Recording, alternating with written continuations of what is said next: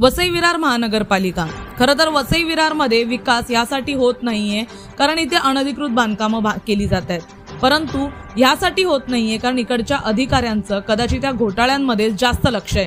विकासापेक्षा जास्त लक्ष या अधिकाऱ्यांचं या घोटाळ्यांमध्ये असल्यामुळे महानगरपालिकेचे अनेक घोटाळे समोर येत राहिले आहेत, परंतु त्यांच्यावर कोणतीही कारवाई केली जात नाहीये। महानगरपालिकेचे कितीही मोठे घोटाळे समोर आले तरी पालिका अधिकाऱ्यांवर कोणतीही कारवाई होत नाही। सतत नवनवीन योजना येण्याऐवजी घोटाळे समोर येतानाचं पाहायला मिळतंय।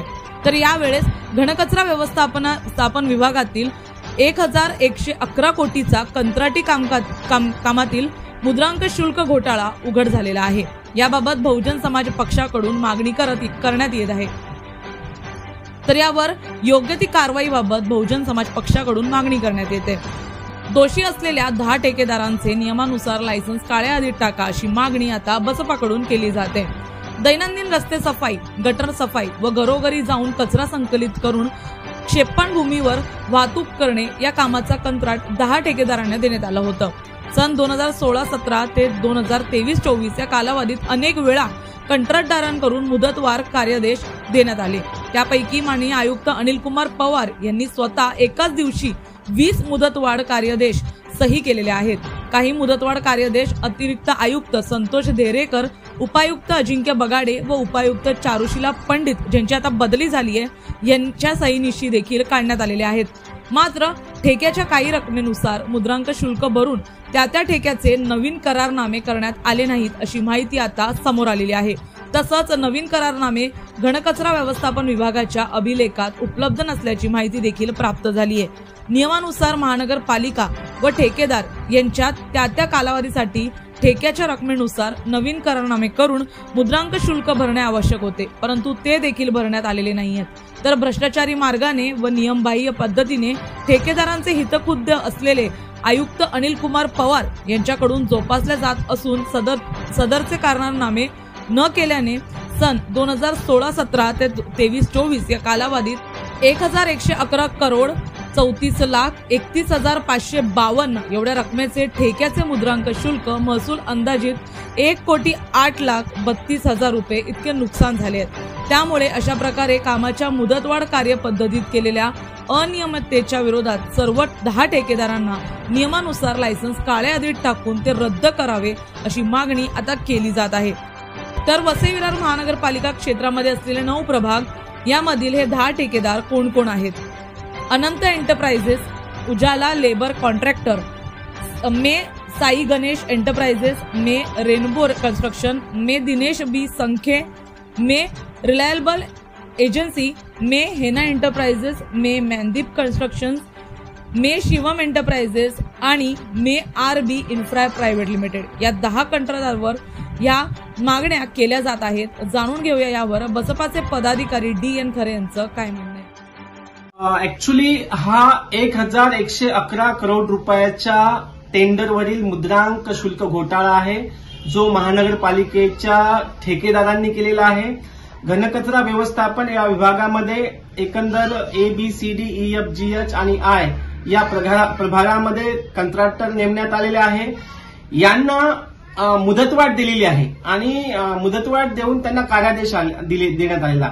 जेव्हा आपण मुदतवाढ देतो तेव्हा मुदतवाढ दिल्यानंतर नव्याने करार करून तेवढ्याच रकमेचा नव्याने करार करून त्यांच्याकडनं मुद्रांक शुल्क ठेकेदारांकडून भरून येण्याचा असा नियम असताना देखील अशा प्रकारचा मुद्रांक शुल्क महानगरपालिकेने ठेकेदारांकडून भरलेला नाही किंवा ठेकेदारांनाही भरलेला नाही आहे। याच्यामध्ये वसई विरार महानगरपालिकेचे खुद्द आयुक्त अनिल कुमार पवार यांनी सुद्धा कार्यादेश साईन केलेले आहे आणि 20 कार्यादेश एकाच दिवशी साईन केलेले आहे।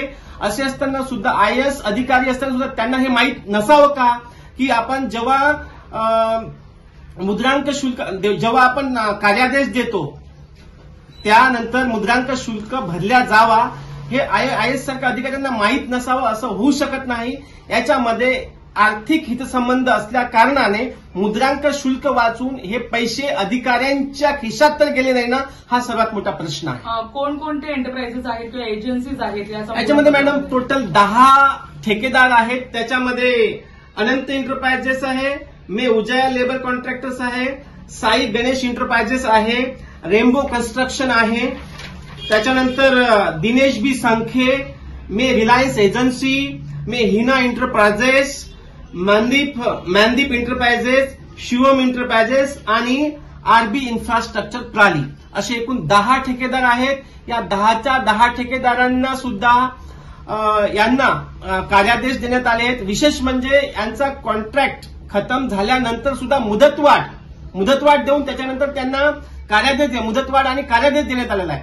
जेव्हा आपण मुदतवाढ देतो त्यानंतर त्यांना प्रत्येक मुदतवाढ दिल्याच्या नंतर कार्यादेश दिल्याच्या नंतर त्यांना त्या रकमेनुसार मुद्रांक शुल्क भरणं आवश्यक असतं. ते इथे अनियमितता दाखवलेली आहे. हे भयंकर स्वरूपाची अनियमितता असून सुद्धा अजूनपर्यंत वसई विरार शहर महानगरपालिकेच्या आयुक्तांनी याच्यावर कोणतीही कारवाई केलेली नाही. हे कोणाला पाठीशी घालतात? कारण नुकतंच जे आहे तडकाफडकी काही उपायुक्तांचं जे आहे ती बदली झालेली आहे, तरी पण आयुक्त का? मॅडम, याच्यातनी कोणाला पाठीशी घालण्याचा प्रश्न नाही. हे आहे सिंडिकेट आहे. आयुक्त, उपायुक्त, सहाय्यक आयुक्त आणि कॉन्ट्रॅक्टर्स हे पूर्ण सिंडिकेट आहे. सर्व करप्ट लोक आहे. हे मिळून संपूर्ण पैसा जनतेचा गिळंकृत करत आहे. त्यामुळे कोणी कोणाला पाठीशी घालत नाही. हे स्वतःलाच आपल्याला पाठीशी घालतात. कॉन्ट्रॅक्टर्स आणि अधिकारी सर्व एकमेकांना पाठीशी घालतायत. लोकसभा निवडणुका लागलेल्या आहेत, आचारसंहिता लागली आहे, त्यामुळे ह्याच्यावर कोणतंही ठोस पाऊल उचलण्यात येईल असं वाटत नसताना तुमचं पुढचं पाऊल काय? ऍक्च्युअली मी 21 तारखेचा आमरण उपोषणाचा इशारा दिला होता, परंतु आचारसंहिता लागली ते तशा प्रकारचं मला करता येणार नाही. मला परवानगी पण ती भेटणार नाही आणि दिलेली पण नाही आहे.